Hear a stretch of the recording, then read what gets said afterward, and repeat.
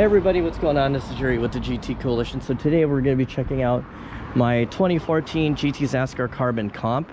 This bike had originally lived its life as a performance exclusive bike, and what that pretty much means is, as a performance exclusive bike, what back in the day when performance bicycles had brick and mortar stores in the United States, one of the things that they did do is they sold a lot of GT bikes. Actually, quite a lot. It was fun to just go to the shop and see what GT had out there, because Performance Bicycle offered bikes from the catalog and the bikes that weren't in the GT catalog or online anywhere. So what a performance exclusive GT bike basically was a bike that was it was like a really nice, it was a GT bike that was pretty much spec'd the way Performance wanted it spec'd, to meet a certain price point that they think their customers would be really attracted to. So you know, for a Zaskar Carbon Comp, like back in the day, these bikes were pretty pricey. Performance had asked for like some basic stuff, and I remember it was like a quick release dropout, not a through axle, so it's a 135 spaced rear end, followed by quick release up front, the 100mm spacing. So it's a non-boost bike at all. It's a completely non-boost framed bike, and they equipped it with, I think it was Shimano Dior and maybe some like SLX, I think I don't remember it so well, because when I bought this bike, it was a return item. But the weird thing about it was it was a return item that they were selling, and they were selling it used as a frame only. So I managed to get this frame for roughly about $400 when it originally was spec'd out, and it just came with like a rigid seat post and the original FSA headset. So those it did come with. It didn't come with the fork or anything like that, but it's a bike check, so we'll go over the whole thing. So here, if anybody remembers these grips, these are the GT, these grips came off of my GT LTS sensor, and that's because for the kind of riding that I do on the LTS sensor, I prefer to have the race face half Nelsons. This bike is kind of my throw around bike. It's my commuter.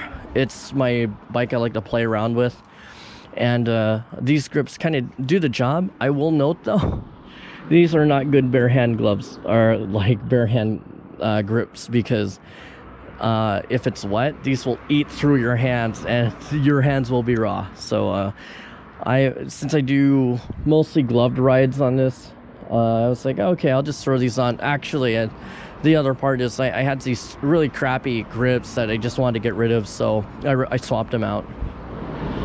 Up here, I do a 720mm wide, or roughly about a 28-inch wide handlebar. It's on a core handlebar with a slight rise, and it's running a 31.8 clamp diameter gravity stem on here. Super short. Just the interesting part is I'm 5'6", and this is a size medium frame. A size medium frame for this Zaskar is much taller than a size medium frame on both my 2018 and 2020 Zaskars. So because on the 2020 and 2018s, there's a lot more top tube clearance. On this bike, I mean, my thrill zone area is pretty much close to, if I a good slip on the pedals, then I will be, it will hurt. So hey, that's all I can say about that. Here I just run a basic drivetrain because I had some spare parts. This is a Shimano 9-speed setup here. It's the drivetrain is on like just spare parts. A Shimano XT 9-speed rear derailleur on a 11 by 34 tooth cassette. I'm gonna be upgrading this, so this will get the Goat Link with the 46 in the back, maybe a 42. We'll see. And then I'm replacing out the rear derailleur with a Shimano Dior rear derailleur that's a 10-speed. It's one of the older gen models that doesn't have clutch, but so far I've had pretty good luck with the Originate chain guide on here. You know, it's pretty pricey. It's about $35. Yeah, and you know, if you're thinking about getting a used Zaskar Comp frame or a Zaskar Carbon frame of this style, you will, if you are going to put a front derailleur, it will be this it will be a clamp style, not a direct mount. Here I'm running the 175 millimeter long Shimano Dior XT crankset on a race face 32 tooth chainring. I think when I do the upgrade here on, of course I'm going to replace out the chain with a 10-speed Shimano chain. When I do this, I'm going to swap out this race face ring for like a 30, just kind of downsize it, just to make up for the fact that I'm running like a 42 or 46 in the back. That's yet been decided, just based on how the derailleur will handle it. So I kind of don't want to dump a bunch of, you know, I don't want to dump like 50 bucks and find out it doesn't work. I'd rather work with my local bike shop, because if I go off their advice and it doesn't work out, the shop will always honor their mistake and I'm not on the hook for it, versus like I throw the part on and I'm returning it, like all this stuff. So I prefer to work with my local bike shop, and it supports them, you know, they're a good shop. So GHY Bikes is gonna be helping me out on this project pretty soon. So that's pretty much that for like the front end and the drivetrain setup.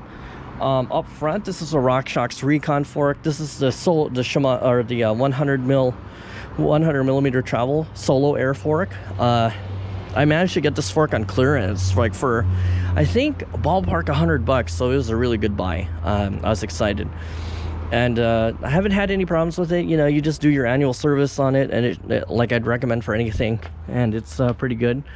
I think because I have a spare through boost wheel, long story short, GT made good on the front wheel issue on my 2020 Elite, so now I have a spare front wheel, and so if I ever replace this upgrade this fork, I have a Boost 110 wheel to go with it, so I'm kind of excited. As you guys know, I'm a big fan of the Magura MT5 brakes, or the Magura 4-piston brakes, because I do have the MT7s as well. On here it's the MT5s. I love just the feel of these levers. They're so, the modulation is just awesome. It runs, you know, because I'm not racing downhill where I need like I preferably want a bigger rotor. It just runs a 160 setup.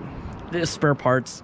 This is actually a Formula front, or a Formula disc brake, and this is, I think, a Shimano resin only 160 pad, and I will replace these with the Magura Storm rotors. You know, it's just like they actually perform well just on these rotors, so I think when I need to replace them, then I'll just do that instead, just out of pure economics of everything.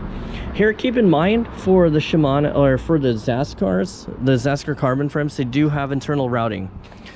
The only downside on this is it does not have routing for a dropper post, so you do have to run it external. Here I'm running a KS Lev with a 125 millimeter drop seat post. It's a budget one. You can get one of these, I think, roughly, whether you go your bike shop or Jensen, for ballpark $120, and it's a pretty good dropper post for what it is. I think, to be honest, probably now that I've had exposure to the X-Fusion Manic dropper and even the P&W droppers, like, this is kind of falling like in favor, out of favor. I like those droppers better, but they're more expensive. So I think if this ever goes out, I'll just get actually an X-Fusion dropper, because the Manic dropper is so good. Or maybe I'll get a P&W, it depends. So, I will say about the internal routing on here, unlike the Zaskar Alloy Elite here, like, it has a big flap, so all the cables can just fall out. Here you have to be you do need that park tool, that guide, just so you can route the cable. Otherwise they'll be floating somewhere in here, and then, you know, you're in it just becomes a bigger pain in the ass job. So I would recommend, you know, if you're gonna try going this route, you know, and you're not experienced doing internal routing, give it a shot. And then if it doesn't work out, don't kill yourself over it. Just take it to your shop, get your peace of mind in there, and it'll be better. Because you can even screw up on the housings. It's possible. Here, because there's no real chainstay protector, I just use this lizard skin ones. It's actually an extra large, and it works out pretty well. You could do the inner tube thing. It's just because the rear derailleur cable is mounted the way it is. I haven't done the inner tube thing yet, but once I upgrade to finally the 9-speed setup, or I mean the 10-speed setup, then I will probably go that route. But we'll see. You know, it's just nice to just pull this off, give the bike a good proper wash on here, and do it that way. Also, I will say, seat post wise, it's interesting. So on the newer Zaskars, they're using like a 31.6 clamp diameter, or like a diameter seat post. On these, it's a 30.9. So it's not across the board. So if you're gonna get a seat post on a Zaskar Carbon of this vintage, like roughly the 2014s, just keep that in mind. It's a 30.9 seat post diameter versus the 31.6 that you see on a few other bikes. Here it's not through axle, as you can tell. It's a 135 millimeter rear quick release rear end. And oh, of note, for anybody that has one of these bikes, you broke off the rear derailleur, or the rear derailleur hanger, because this is kind of an integrated piece, dropout piece, as you can tell. If you have a GT authorized dealer nearby that you can get to, just go there, tell them you need this replacement part. Right now it's October the year 2020.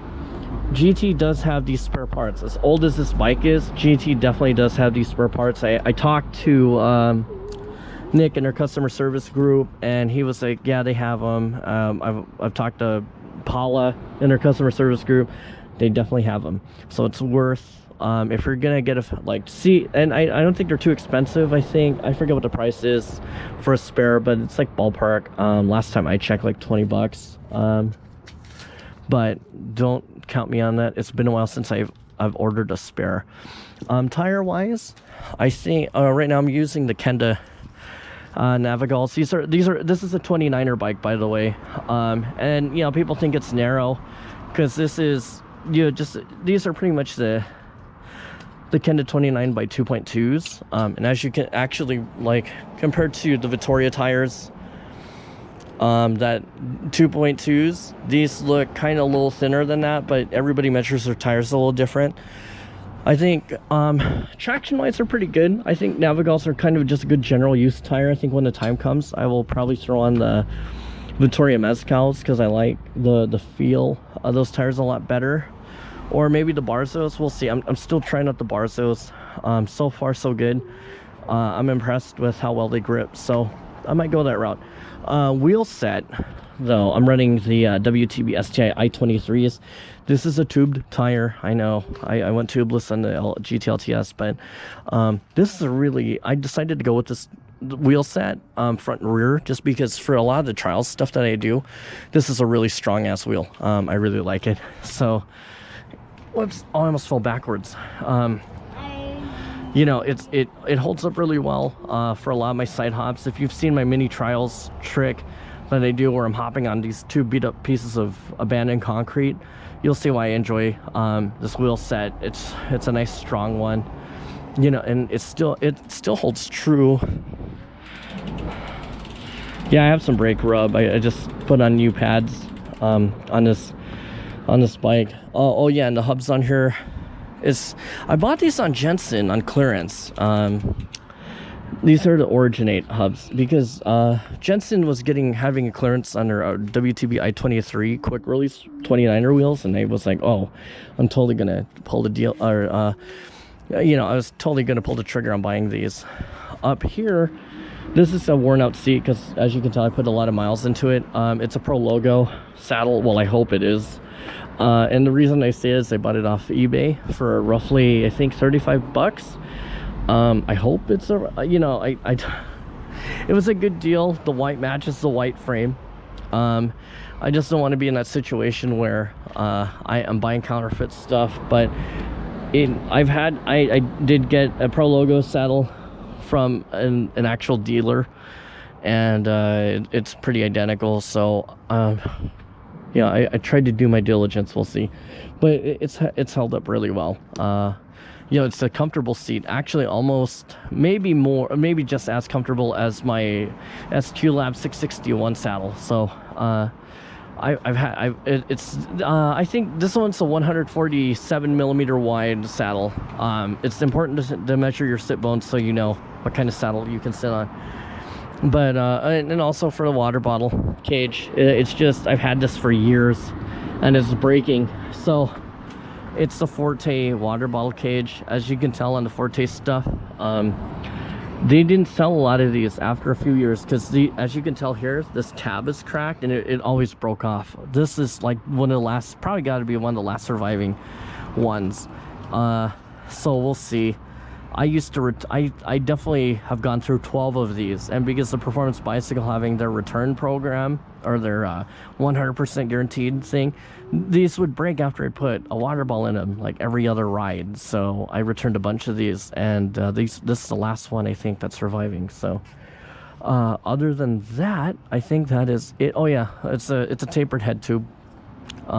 You know, so at least for 2014, unlike some of their other 2014 bikes, this was like, they should have just done, they should, I wish GT just did that with a lot of their economy bikes just to make compatibility easy. But I mean that's kind of here nor there. But anyway, that's it for my bike check. Thanks for watching. You know, if you folks do want to see how the Goat Link, the 10 speed transition upgrade turns out, let me know. I'll do a quick review on that and let you folks know how I like it compared to the old this old 1x9 system.